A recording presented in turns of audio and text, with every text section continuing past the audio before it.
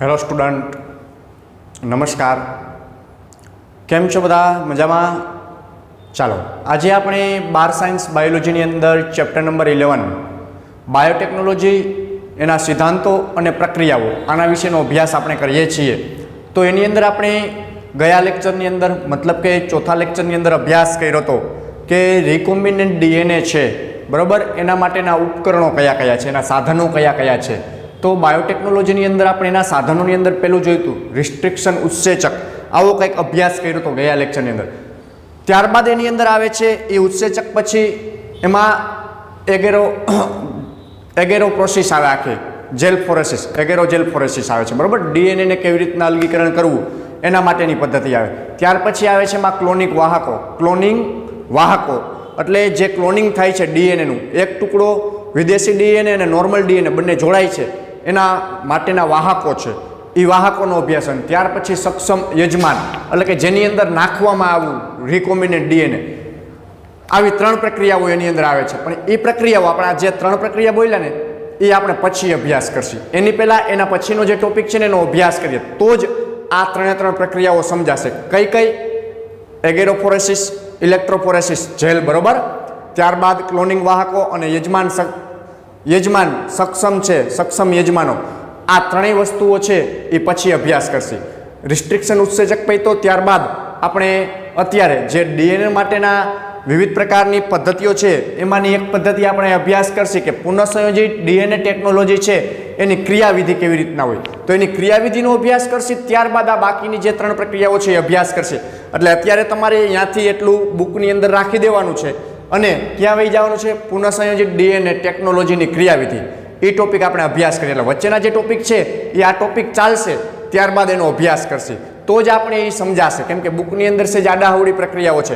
જો પહેલાં એ આપણે ક્લોનિંગ વાહકોની સમજીએ તો એ પ્રક્રિયા નહીં સમજાય. એટલા માટે પહેલાં આપણે આ પુનઃસંયોજિત ડીએનએ ટેકનોલોજીની ક્રિયાવિધિનો અભ્યાસ કરશે. રિસ્ટ્રિક્શન ઉત્સેચક બાદ આનો અભ્યાસ કરશે. એટલે જો તમને કોઈ ક્વેરી ન થાય એટલા માટે આપણે અહીં ચોખવટ કરેલી છે કે વચ્ચેના ટોપિક છે એ ભૂલાણા નથી, એ આપણે બાકી રાખીએ છીએ. પહેલાં આ ટોપિક સમજીએ અને ત્યારબાદ એ ટોપિક સમજીએ તો આપણે સરળતાથી આગળના જે ટોપિક છે એ સમજાઈ જાય, એના માટેથી. તો ચાલો આપણે સ્ટાર્ટ કરીએ.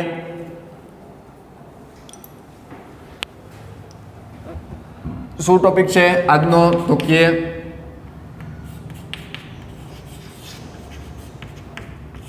પુનઃ સંયોજિત ડીએનએ ટેકનોલોજીની ક્રિયાવિધિ.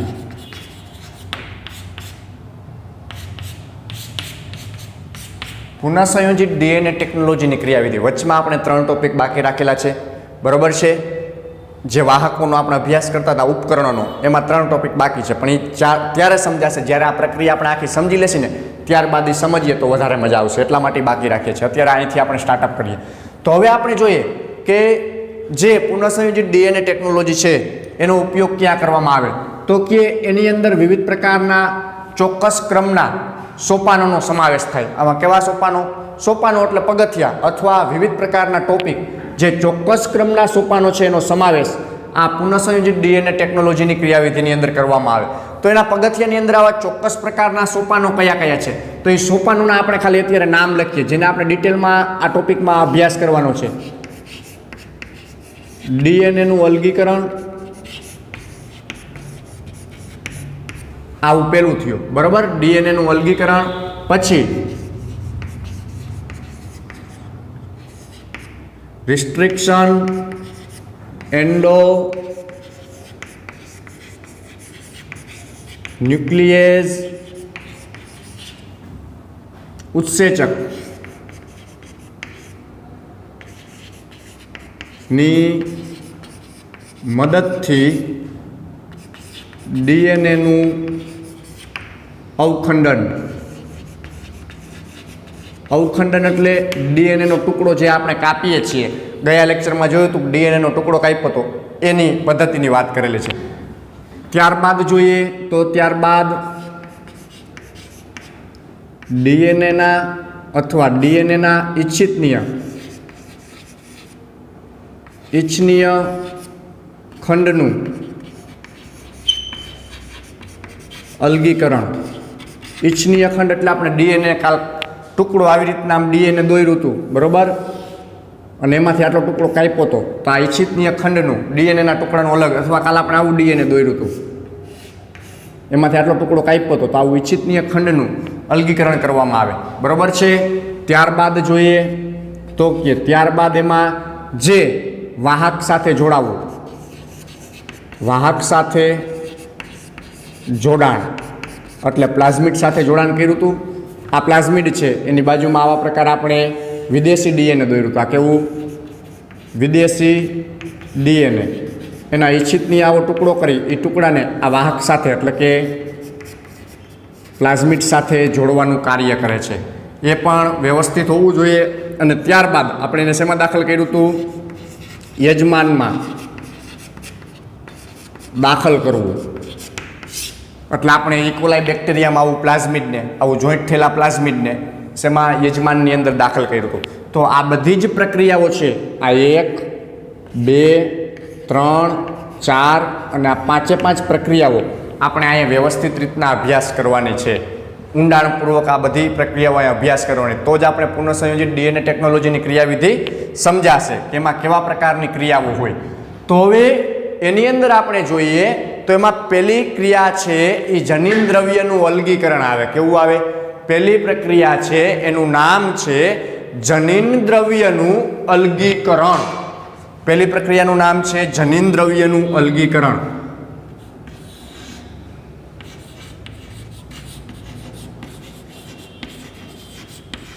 જનીન દ્રવ્યનું અલગીકરણ. જનીન દ્રવ્ય એટલે શું થયું? ડીએનએનું અલગીકરણ કરવામાં આવે, એટલે ડીએનએને છૂટું પાડવામાં આવે. શેમાંથી? કે જે તે સજીવમાંથી આપણે ડીએનએ મેળવીએ છીએ એ સજીવમાંથી ડીએનએને કેવી રીતના છૂટું કરવામાં આવે એની પદ્ધતિનો અભ્યાસ અહીંયા આપણે કરવાનો છે, કે એને કઈ પદ્ધતિ દ્વારા અલગીકરણ કરવામાં આવે છે, તો એ જોવાનું છે. હવે આપણે જાણીએ છીએ કે બધા જ સજીવોમાં, શેમાં? બધા જ સજીવોમાં આનુવંશિક દ્રવ્ય સ્વરૂપે શું આવેલું છે? તો આનુવંશિક દ્રવ્ય સ્વરૂપે એમાં કેવા પ્રકારનું? ન્યુક્લિયક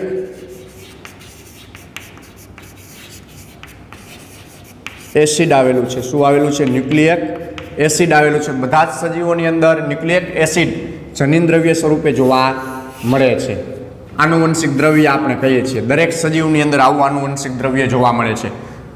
તો આ ન્યુક્લિયક એસિડ તરીકે કેવું દ્રવ્ય? તો આપણે એનું ફૂલ ફોર્મ લખીએ. Deoxy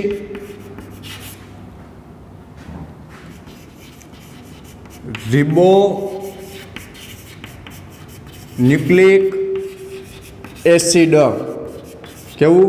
deoxy રિબો nucleic acid. એટલે આપણે એને ડીએનએ કહીએ. ડીએનએનું ફૂલ ફોર્મ છે ડીઓક્સી રિબો ન્યુક્લિક એસિડ.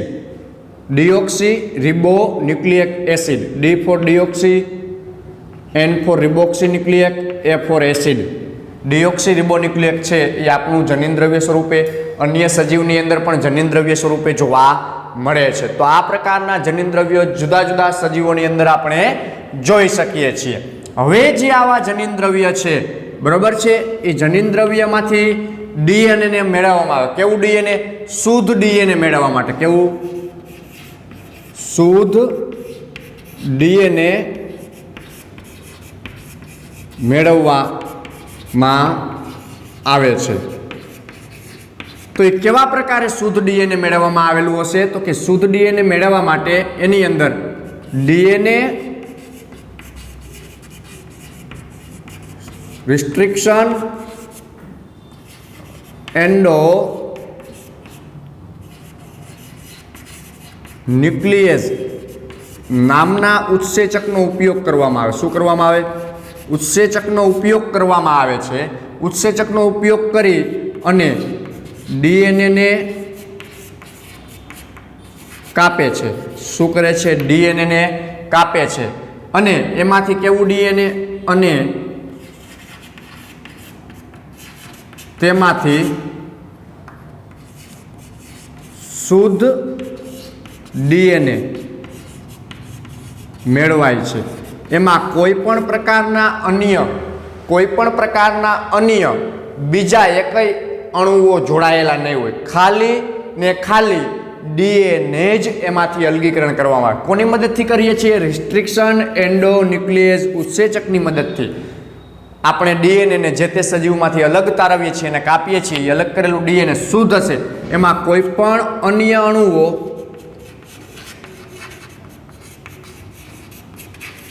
મિશ્રણ નહીં હોય, કોઈ પણ પ્રકારના આરએનએ, પ્રોટીન, આવું કોઈ વસ્તુ એમાં મિશ્રણ નહીં હોય, બરોબર છે। ત્યારબાદ જોઈએ તો કે આપણે ડીએનએની સંરચના, ડીએનએ માનવ શરીરમાં અથવા અન્ય સજીવના શરીરમાં ક્યાં આવેલું હોય? તો કે ડીએનએ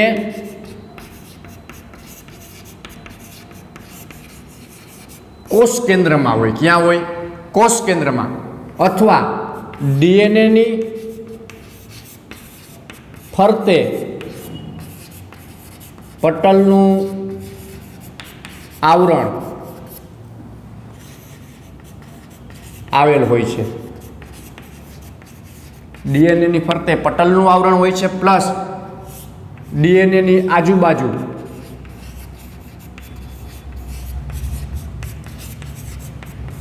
કોષરસ આવેલો હોય અને કોષરસની ફરતે કોષરસ પડ આવેલ હોય છે। તો આ પ્રકારની સંરચના છે એ શેની જોવા મળે છે? ડીએનએ કે એનું સ્થાન કોષ કેન્દ્રની અંદર હોય। શું કોષ કેન્દ્રી સજીવમાં? આદિકોષ કેન્દ્રી સજીવો હોય તો એ કોષની અંદર આવેલું હોય, એક કોષીય સજીવમાં, તો એની ફરતે ડીએનએની ફરતે પટલનું આવરણ આવેલું હોય છે। અને એ પટલનું આવરણ શેનું બનેલું હોય? તો કે કોષરસનું બનેલું હોય, અથવા કોષરસ પડનું બનેલું હોય, અથવા અન્ય પ્રોટીનનું આવરણ બનેલું હોય।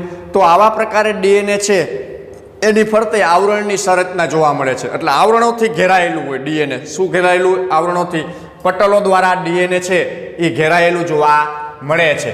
તો હવે એ ડીએનએને આપણે શું કરવું છે? અલગીકરણ કરવાની પ્રક્રિયા કરીએ છીએ, અહીં જનીન દ્રવ્યોનું અલગીકરણ। તો આ ડીએનએને આપણે શું કરવું પડે? અલગીકરણ કરવું પડે। તો કે ડીએનએને જ્યારે આપણે તોડીએ છીએ તો શું કરવામાં આવે છે? તો કે સૌપ્રથમ જે કોષમાંથી ડીએનએ છે એ કોષને તોડવામાં આવે છે। કોને? એ કોષને તોડવામાં આવે। કોષ તોડશે એટલે કોષની ફરતે આવેલું પટલ તૂટે છે અથવા એની દિવાલ તૂટે છે। તો આવી કોષ અને પટલ અથવા એની દિવાલો તૂટે તો એની અંદર તો અન્ય વસ્તુઓ પણ હોય છે, જેમ કે એની અંદરથી વસ્તુઓ મુક્ત થાય, જેવી કે બૃહદ અણુઓ મુક્ત થાય છે। કેવા? એ કોષની અંદરથી બૃહદ અણુઓ મુક્ત થાય। તો આ બૃહદ અણુઓ સ્વરૂપે શું આવેલું હોય કોષમાં? આરએનએ, પ્રોટીન, લિપિડ, અન્ય વસ્તુઓ જેમ કે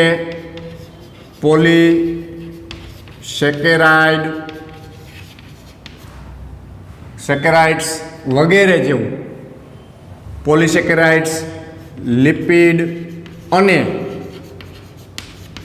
ડીએનએ, આટલી વસ્તુ છે એ કોષમાંથી છૂટી પડે છે। જ્યારે એનું કોષરસ પટલ તૂટે છે, કોષરસ પટલ તૂટે એટલે આટલી વસ્તુઓ કોષને તોડવામાં આવે એટલે શું થાય? એમાં કોષરસ પટલ તૂટે છે। કોષરસ પટલ તૂટતા એમાંથી આટલી વસ્તુઓ કેવી થાય છે? મુક્ત થાય છે, પડ મુક્ત થાય। તો આ બધી વસ્તુઓ તો આપણા માટે નકામી છે। આપણે તો શેનું? ખાલી ડીએનએ જ હોય છે। તો એના માટે તો પ્રોટીન, આરએનએ, પોલિસેકેરાઇડ્સ, લિપિડ્સ, આ બધી વસ્તુઓ કેવી છે? નકામી છે। તો આવી વસ્તુઓની અંદર આપણે દાખલા તરીકે જોઈએ તો કોષનું પાચન કરવામાં આવે, આ બધી વસ્તુઓનું પાચન કરવામાં આવે કોષનું, બરાબર? તો આ કોષને તોડવા માટેથી દાખલા તરીકે કોઈ બેક્ટેરિયા હોય અથવા વનસ્પતિ બેક્ટેરિયા કોષ હોય અથવા વનસ્પતિ કોષ હોય અથવા પ્રાણી કોષ હોય। તો આવા કોષને તોડવામાં આવે છે. તો એ કોષને તોડવા માટે શું કરવામાં આવે? તો કે એની કોષ દિવાલનું પાચન કરવામાં આવે છે. તો કોષ દિવાલના પાચન માટે જુદી જુદી વસ્તુઓનો ઉપયોગ થાય. આ બેક્ટેરિયાના કોષરસ પટલનું પાચન માટે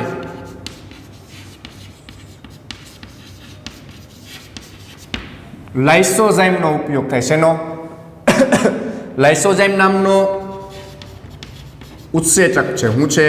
ઉત્સેચક છે. તો એ કોની? બેક્ટેરિયાની કોષ દિવાલનું પાચન કરશે અને એમાંથી આ બધી વસ્તુઓ મુક્ત કરશે. વનસ્પતિ કોષ હોય તો એમાં સેલ્યુલોઝ નામની કોષ દિવાલ આવેલી. શું આવેલી? સેલ્યુલોઝ નામની કોષ દિવાલ. તો એમાં સેલ્યુલેઝ નામનો ઉત્સેચક છે એ સેલ્યુલોઝનું પાચન કરે. તેનું સેલ્યુલેઝ નામનો ઉત્સેચક સેલ્યુલોઝનું પાચન કરે અને એમાંથી આ બધી વસ્તુઓને મુક્ત કરે. પ્રાણી કોષમાં તો કોષ દિવાલ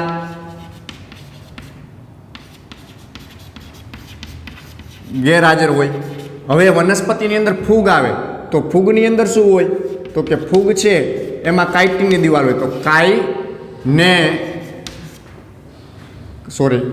કાઇટિનેઝ નામનો ઉત્સેચક હોય. કેવો? કાઇટિનેઝ નામનો ઉત્સેચક હોય. એ કાઇટિનનું પાચન કરે. એટલે જે આ બધાય કોષ છે એનો કોષરસ પટલ અને કોષ દિવાલને તોડવા માટેથી આવા ઉત્સેચકોનો ઉપયોગ કરવામાં આવે છે. અને આવા ઉત્સેચકો આ બધી વસ્તુઓનું પાચન કરે એટલે એમાંથી આ બધું મુક્ત થાય. આ બધું મુક્ત થયું ત્યારબાદ આપણે જોઈએ તો કે આપણે ડીએનએની સંરચનામાં હિસ્ટોન જેવા પ્રોટીન સાથે ડીએનએના લાંબા અણુઓ પર જનીન સ્થાન પામેલા હોય. હિસ્ટોન જેવા પ્રોટીનો એટલે તો હિસ્ટોન જેવા પ્રોટીનો છે ને એ આવું હિસ્ટોન આવા પ્રકારનું એક પ્રોટીન છે. એની ઉપર આવી રીતના ડીએનએ વીંટળાયેલું હોય લાંબા તાંતણા સ્વરૂપે. આમાંથી આમ પાછું બીજું હિસ્ટોન અહીંયા હોય. આવી હિસ્ટોનની સંરચના તમારા હિસ્ટોનની સંરચના છે ને એ ચેપ્ટર નંબર 6માં આવશે. બરાબર? ચાલી ગયું હશે તો એમાં. તો ચેપ્ટર નંબર 6માં આવું હિસ્ટોન પ્રોટીન આવે એની ફરતી આવા ડીએનએના તંતુઓ જોવા મળે જેની ઉપર શું જોવા મળે? જનીન આવેલ હોય છે.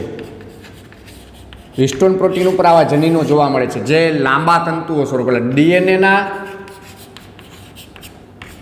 લાંબા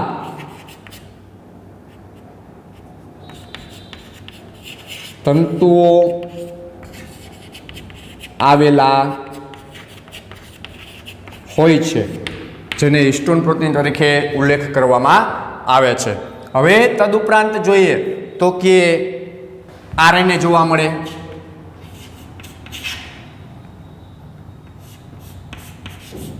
પ્રોટીન જોવા મળે.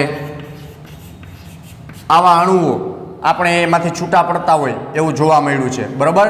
તો આરએનએ અને પ્રોટીનનું કંઈક પાચન થતું હશે. આરએનએનું પાચન છે એ રિબોઝ ન્યુક્લિયસની મદદથી થાય. શેની મદદથી?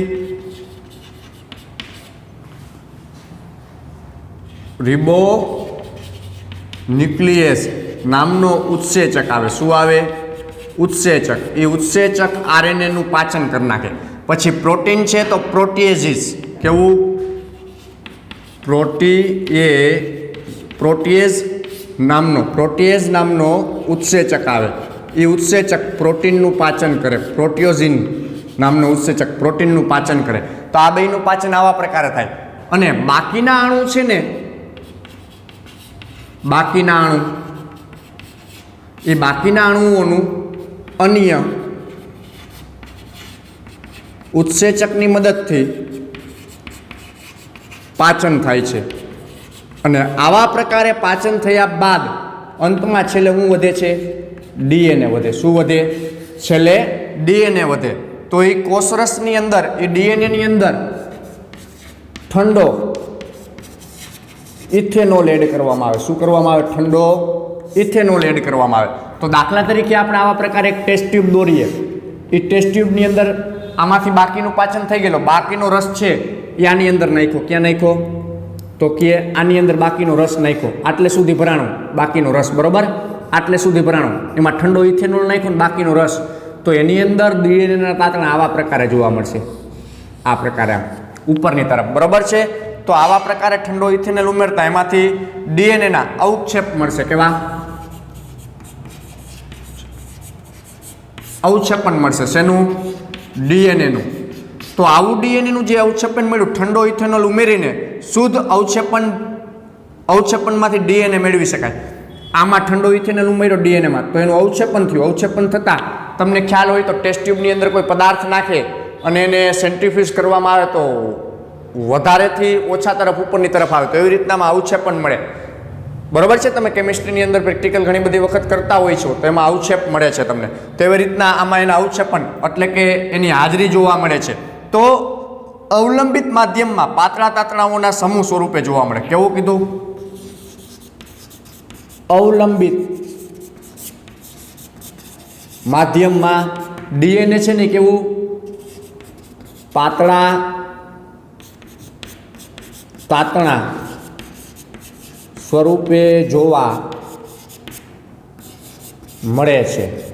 એટલે ઉપરની તરફનો જે આટલો ભાગ છે ને અવલંબિત કહેવાય. આવા અવલંબિત માધ્યમની અંદર ડીએનએ પાતળા તાતણા સ્વરૂપે જોવા મળે. હવે એવા ડીએનએને દાખલા તરીકે ટેસ્ટ ટ્યુબને આપણે આવી રીતના ત્રાસી કરીએ, બરાબર છે, અને આ જે ડીએનએ હતું એને મેળવવા માટે આપણે એક આવો સળિયાનો ઉપયોગ કરીએ છીએ. આપણે બુકની અંદર બતાવેલો આવો કંઈક સળિયો છે. એ સળિયો નાખી આમાં અંદર નાખી અને ડીએનએને શું કરવામાં આવે? મેળવવામાં આવે. તો એ ડીએનએને સળિયો અંદર નાખી આમાં સળિયો નાખી અને ડીએનએ જે મેળવવાની પદ્ધતિ છે એને સ્પૂલિંગ કહેવાય. કેવું કહેવાય? સ્પૂલિંગ દ્વારા આમાંથી ડીએનએ કાઢવામાં. તો આ સળિયાને આપણે દાખલા તરીકે અહીં પાછી ટેસ્ટ ટ્યુબ દોરીએ અને આ ડીએનએ છે તો આ સ્પૂલિંગ દ્વારા સળિયાને આમાં આવવા દઈ અને ડીએનએને બહાર કાઢવામાં આવે. તો આ પ્રકારે સ્પૂલિંગ પદ્ધતિથી ડીએનએને અલગીકરણ કરવામાં આવે છે. તો આવા પ્રકારની પદ્ધતિથી આપણે ડીએનએને સરળતાથી કેવું કરી શકીએ છીએ? અલગ કરી શકીએ છીએ. આપણે એનું અલગીકરણ કરી શકીએ છીએ. તો ડીએનએ અલગીકરણની પદ્ધતિ છે એ કંઈક આવા પ્રકારની જોવા મળે છે.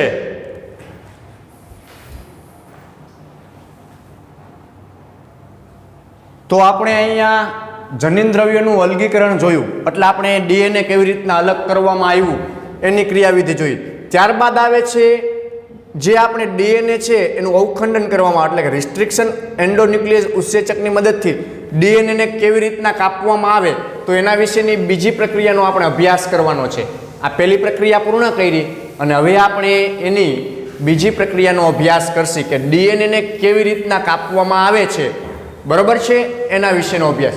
તો આપણે એના વિશેની માહિતી ગયા લેક્ચરમાં જોયું હતું કે ડીએનએ છે એને ચોક્કસ સ્થાન ઉપરથી વ્યવસ્થિત રીતના કટિંગ કરવામાં આવે છે, એટલે કે એને કટ મૂકવામાં આવે, કાપવામાં આવે છે.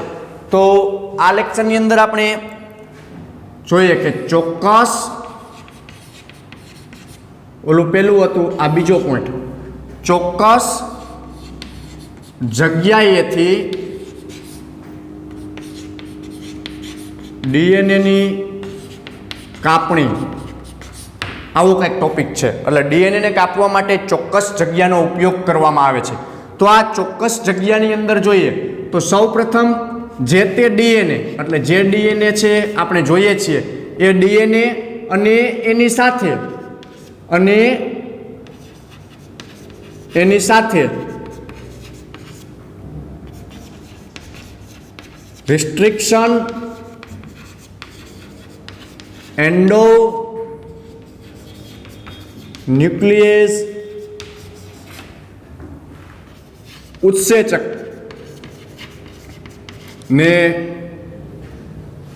ઉત્સેચકને ઇષ્ટતમ પરિસ્થિતિમાં રાખવામાં આવે છે. ક્યાં રાખવામાં આવે? ઇષ્ટતમ પરિસ્થિતિ એટલે કેવી કે ડીએનએ અને એનો જે આ એન્ડોન્યુક્લિયસ ઉત્સેચક છે રિસ્ટ્રિક્શન, એ બંને એક જગ્યાએ સાથે રાખવામાં આવે. કેવી? ઇષ્ટતમ એટલે અનુકૂળ પરિસ્થિતિમાં. ક્યાં રાખવામાં આવે? અનુકૂળ પરિસ્થિતિમાં રાખવામાં આવે ત્યારે રિસ્ટ્રિક્શન એન્ડોન્યુક્લિયસ ઉત્સેચક છે એ ડીએનએનું શું કરે છે તો કે ડીએનએમાં પાચનની પ્રક્રિયા કરે. શું કરે છે? પાચન કરે છે. તો આ પ્રકારે એ ડીએનએનું પાચન કરે છે. તો આમ કરવાથી પાચન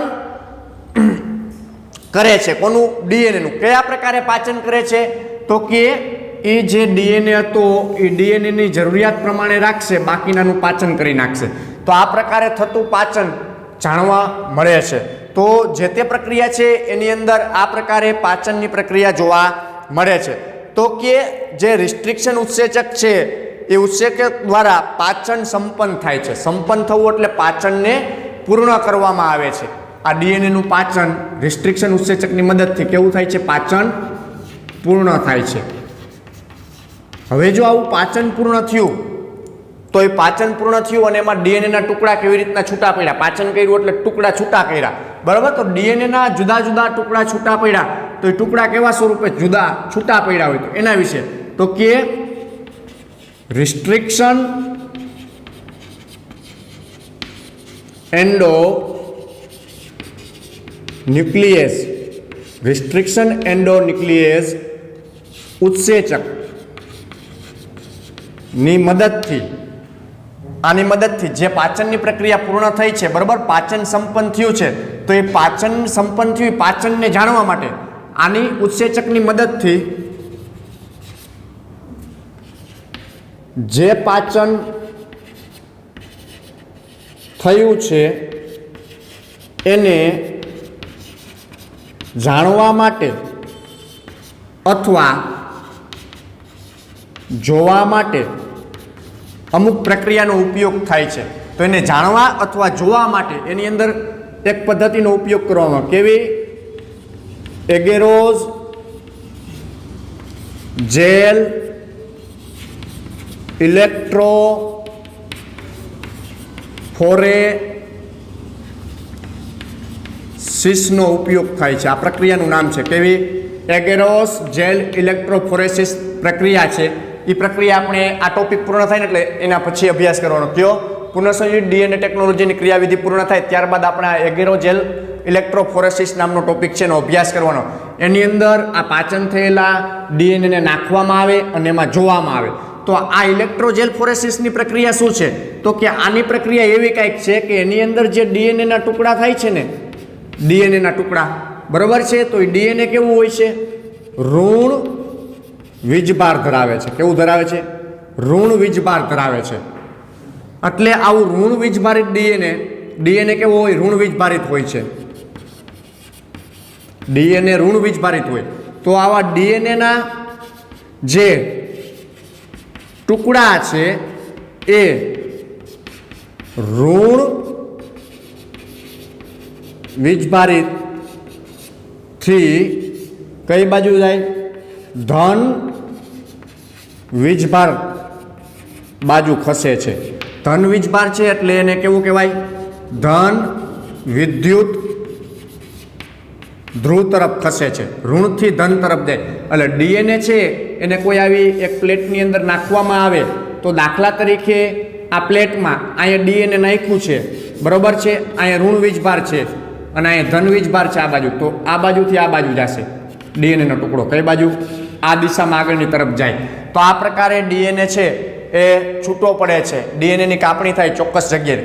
હવે આપણે ડીએનએની કાપણી ચોક્કસ જગ્યાએ થાય તો આગલા લેક્ચરમાં અભ્યાસ કર્યો હતો કે ડીએનએ છે એમાં જીથી એની વચ્ચે જ આ જ સ્થાને ડીએનએને કાપવામાં આવે છે.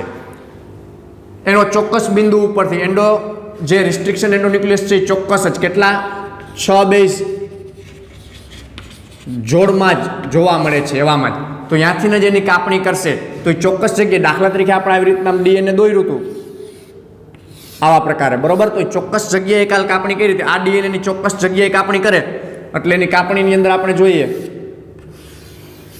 તો એ ચોક્કસ જગ્યાએ અહીંથી આટલી જ કાપણી કરશે. આવી રીતના આટલી કાપણી કરે એટલે કેટલું ડીએનએ વધે? આવા પ્રકારે ડીએનએ વધે. તો આવી ચોક્કસ કાપણી થાય. ચોક્કસ કાપણી થયા બાદ એ ડીએનએ છે આની સાથે કેવું? વિદેશી ડીએનએને જોડવામાં આવે. કોને? વિદેશી ડીએનએને જોડવામાં આવે. વિદેશી ડીએનએ આની સાથે જોડાય એટલે સામેની બાજુ કંઈક આવું ડીએનએ આવશે ને, આવા પ્રકારે આમ વિદેશી ડીએનએ જોડાય. આ બંનેને જોડવાનું કાર્ય કોણ કરે છે? લાઇગેસ નામનો ઉત્સેચક. કોણ? લાઇગેસ નામનો ઉત્સેચક એને જોડવાનું કાર્ય કરે છે. તો આ પ્રકારે ચોક્કસ જગ્યાએથી કાપણી કરી અને ચોક્કસ પ્રકારના જે ટુકડાઓ છે એની અંદર વિદેશી ડીએનએ બેસાડવામાં આવે. તો આવું જે ડીએનએ મળે એને કેવું કહીએ છીએ આપણે? પુનઃસંયોજિત ડીએનએ. અને આવું પુનઃસંયોજિત ડીએનએ પછી યજમાનમાં દાખલ કરી અને એની કોપી કરવામાં આવે, એનું ક્લોનિંગ કરવામાં આવે. તો આ પ્રકારે ચોક્કસ જગ્યાએથી ડીએનએની કાપણી કરી અને એની અંદર આવા પ્રકારની પ્રક્રિયાઓ છે એ દર્શાવવામાં આવે છે. તો આ પ્રકારે આજે આપણે આ ટોપિકની અંદર બે ટોપિક જોયા કે ડીએનએ નું અલગીકરણ કેવી રીતના કરવામાં આવે, અલગીકરણ થયા બાદ એની કાપણી કેવી રીતના કરવામાં આવે. તો આ આજના લેક્ચરમાં આટલે સુધી આપણે રાખશું. અસ્તુ.